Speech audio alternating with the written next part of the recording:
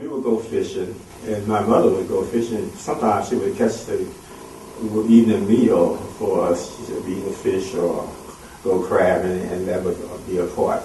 All of my brothers were swimmers, but we had a fear of the water because there were several drownings at a time, and so you almost have to get your parental permission to even go to the water or even put your feet in the water if you were not supervised. They used to, we had an area called Brookshire, which is right across from our house, and the kids, the African Americans, used to roll over there.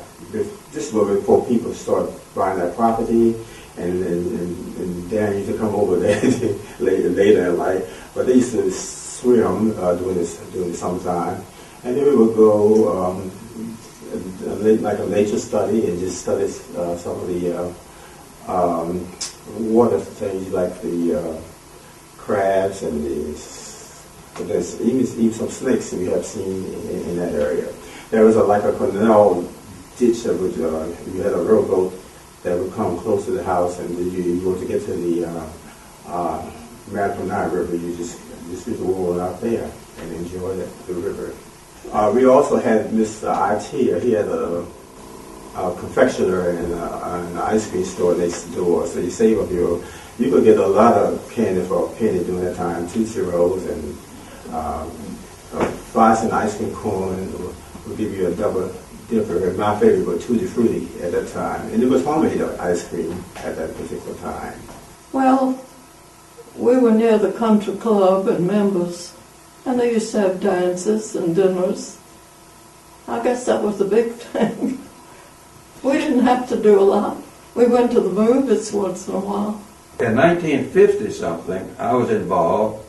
We went to build a new Army Recreation Center here in West Point, up there on 23rd Street. We're on a boundary line between West Point and Port Richmond. And I was on a committee of that, so we went to Blackstone, saw a building like and got the copy there and drew it. We had a big gym. The National Guard was there. We had dances, and we had the biggest gym in the area, so we played basketball. One thing I'll tell you, though, we got Tommy Dorsey came down one night for a dance in the little West Point, the big band. Oh, well, we had the community house, which was on the corner of 9th and Main, as Peggy, I think, was saying. And they just recently, in the last couple of years, tore that down, and it broke my heart because they had conducted different programs in this community house. It was a community house. I went there for art lessons. I never could draw. I can't draw today, but I did. I had a picture for many years of this beautiful flower that I drew. That was all that I've learned to draw. And then later on, they had dance classes, and my mother, every time something changed, I was right there signing up, whether I wanted to or not, So it really was the community center. Yeah, it really was. Yeah, I mean, you could go there. They'd have piano recitals in there, and and behind the community building was a playground, and it had. I was there every day. And the next door to the school was Mr. John Wesley Bray. He sold crabs. And we could go over there and get a crab for 5 cents. We enjoyed that and a soda. And we would go up to a place called Liquor Pond to play ball. And we enjoyed that just to get out of the school. Mr. Bray was famous for his devil crabs. And people used to come, I know, from Richmond, just to get the devil crabs. And growing up, Mr. Bray's daughter, name was Hattie, and she had married a Thornton, Hattie Thornton. She had 2 daughters around my age, Lucy and Frances. And she would have us to clean crab shells for them. Put the devil crabs in. It was a process that they had to go through. They would give us a wash tub, like a number 3 wash tub, a paring knife, and a stiff brush. And then fill the tub up with water, and we had to sit there and clean those crab shells good, take the eyes out, and clean them good, and we were paid a penny for each crab shell that we cleaned. Sundays were I had a restriction. I couldn't go to the movies. I had friends around me. We was have a 3 o'clock matinee in the afternoon. Couldn't go to the movie.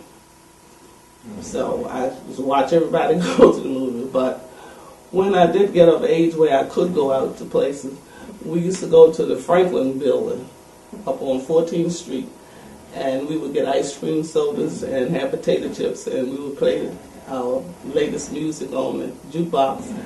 And on 15th Street, Mr. Kai Brown opened up a building, and he called it the Orange Front. And he would play music, and we would go in there and dance. And he had like a little recreation for the teenagers and the young people there. And Miss Odell had a shop across the street from him, and she sold snow cones. And we used to go there and get snow cones. And West Point had a softball team. They were called the Quick Steps. And after we would get our snowballs, we would go there in the afternoons and watch them play. It was called, we had to go across the place. The Chesapeake had a pond that used to run, and the liquor used to run off. And there was a board that you had to walk across before you get to the diamond. And we used to had to go across the liquor pond to go to the softball games. But when I was in school, boys didn't have cars to go up to where I lived, and we did things locally as a group, such as the ball games, and there were a lot of plays that the local people put on at the school, and they were a lot of fun. I used to spend the night here. My parents couldn't drive from out there in the country here for all the activities, so I would spend the night down here if I wanted to go to anything that functioned at the school had. Mr. Guthrie had a grocery store, and he had the nicest assortment of candy. We were always glad to have a nickel to go and buy a nickel's worth of candy. You could get a lot for a penny then. People don't even stop to pick up a penny now. There were, Mr. Yao had called the Value Shop. That was a nice shop. And there were 2 drugstores, and we would meet at the drugstore after school for a Coke, or meet your friends there after school. And then there were, I don't know, some places that I wasn't allowed to go, that they probably sold bootleg whiskey or whatever, because I remember my dad telling me there was almost every store in West Point sold bootleg whiskey. It was just the way of the times then. It was like a family, it really was. And if something happened, like I'm here and I'm second house here, well, all the way down here, there was a house almost, not all the way down to First Street, but almost. But you know, it caught on fire and burned. And the fire department was not anywhere, as unique as it could be. And but they did not have that many people that worked on it or whatever. And it burned completely to the ground. No one in the family died. But the town just brought in groceries and whatever else, clothes for those children and whatever else. And I wasn't so big when that happened. I remember. We just were that way. We were always very thrilled with the 4th of July. We always liked to dress up, and incidentally, I still do. So, on the 4th of July, we always had a fireman's parade, and the poor firemen, it was always so hot on the 4th of July, they had old heavy wool suits, and we had lemonade and things of that sort, but they would pass out from the heat in the parade, just like flies dropping, So I remember those days, and we used to have a lot of what we called yard parties. And we would string lights. And we had lemonade, and we had all kinds of wonderful cakes. We had cake walks. They were just children's things. I played a lot of marbles with the boys when I went to school. Still have my dinkies. and all of those wonderful things. We did very simple things, but it was all wonderful as I was growing up. We had the river, spent a lot of time in rowboats, sailboats. We had the York Theater, which the town of West Point stayed awake until the movie was out. Then the drugstore was closed and everybody went home. But the theater was a focal point of entertainment. Of course, the school programs, the Kiwanis Club and other clubs put on different plays with local talent. River was the main point of entertainment. We had a little small rowboat, and most everybody rowed. I remember the first people that had outboard engines, which was very rare. And we rowed everywhere. There's a lighthouse about 5 miles down the river, and we would row down to the lighthouse and then row back.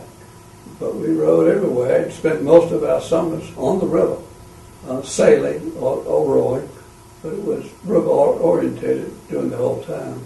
I delivered papers here, morning papers, and so I knew most everybody. But I think that was typical of all of us. We knew everybody. And if it was somebody you didn't know and you saw them, they were a stranger in town, because obviously everybody went to the same stores. The few churches, we all went to the churches, so we all intermingled all the time. So we knew everybody. The York Theater was the big entertainment thing. You could work doing handing out handbills and that type of thing, and get free passes. And we only lived a half a block from the theater, so I always had a pocket full of passes to go to the theater. And at that time we had, the movies were scary movies, Frankenstein and Mummy and those types of things. And you often, even though I didn't live but a block away, half a block away, I was oftentimes a little scared to walk at half a block. And you particularly did walk at night. If you had a friend that lived very near, and I had to go by the Baptist church, and the Baptist church had a large tree out next to it in the cemetery there with the grave, and that tree would shake at night, and all I could think of was those Wolfman or Frankenstein, so I couldn't get by that church without running. But that was how it was. In the summertime, we'd get up and school was out, so we usually would wear a pair of shorts and go out the door, no shirt, no shoes, and just come back in time to eat. And if you acted up, the neighborhood parents would take care of you, and if not, you'd get it when you got home. But anyway, we had a good time, and back in those days, you could go down to the York Theater for matinee. It cost 14 cents to get in, so go down there with a quarter. You could get a Pepsi for 6 cents. Next door, you could get a candy bar for a nickel, so a quarter would give you an afternoon of entertainment. Automobiles were a big part of our lives, especially as teenagers. We did a lot of cruising around, and we would go down to Williamsburg for movies and bowling alley and stuff like that. But in town, it was still busy. I mean, there was still a lot of business in West Point. On Saturdays, you'd have a lot of trouble finding a place to park lots of times. And in the summertime, people would bring their pickup truck down there and park in front of the post office and sell produce off the back of the truck. And it was a fun existence. I mean, maybe we didn't know any better, but we thought we had it pretty good. I didn't play golf, and I didn't cut grass like most of the kids. My grandfather gave me a $75 savings bond when I was born. And when I was like 9 years old, all I wanted was a rowboat.